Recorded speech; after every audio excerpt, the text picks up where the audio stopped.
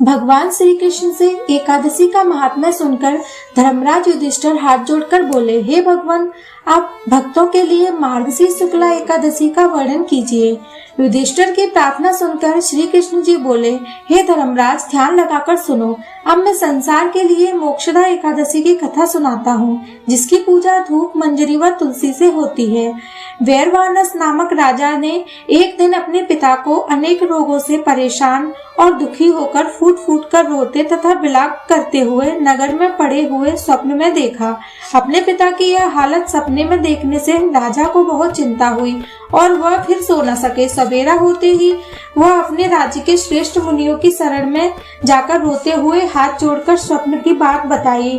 ऋषियों ने श्रेष्ठ पर्वत ऋषि ने राजा का विनम्र सपना सुनकर क्षण भर के लिए ध्यान लगाया। फिर राजा से बोले कि तुम्हारे पिता ने वृद्धावस्था में कमजोर और शक्तिहीन होते हुए भी 2 स्त्रियों से विवाह किया, जिसमें से एक के साथ प्रेम से रहते थे और दूसरी से जीवन भर बात नहीं की। इसी पाप के कारण तुम्हारे पिता को यह महान कष्ट भोगना पड़ रहा है। यदि उनकी रक्षा का उपाय नहीं किया तो उन्हें और भी कष्ट उठाना पड़ेगा, क्योंकि एक स्त्री के होते हुए दूसरा विवाह करना महापाप है। ऋषि की बात सुनकर राजा ने हाथ जोड़कर कहा, महामुनि, किस धर्म, दान और व्रतादि से करने से मेरे पिता इस महान कष्ट से परेशान नहीं होंगे, सो तुरंत प्रकट करें। तब भगवान श्री कृष्ण ने धर्मराज से कहा।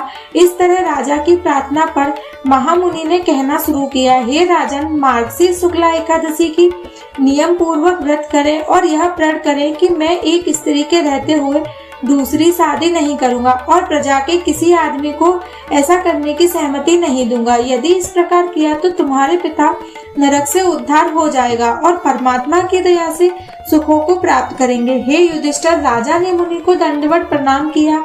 वहां से अपने नगर को आकर विधि पूर्वक एकादशी का व्रत किया, जिसके प्रभाव से उसके पिता का कष्ट और दुखों से छूटकर राजा को आशीर्वाद देता हुआ स्वर्ग लोक को प्राप्त हुआ। फलाहार, इस दिन तुलसी की मंजरी धूप आदि से दामोदर भगवान की पूजा की जाती है। इस दिन साकार में बेलपत्र लेना चाहिए।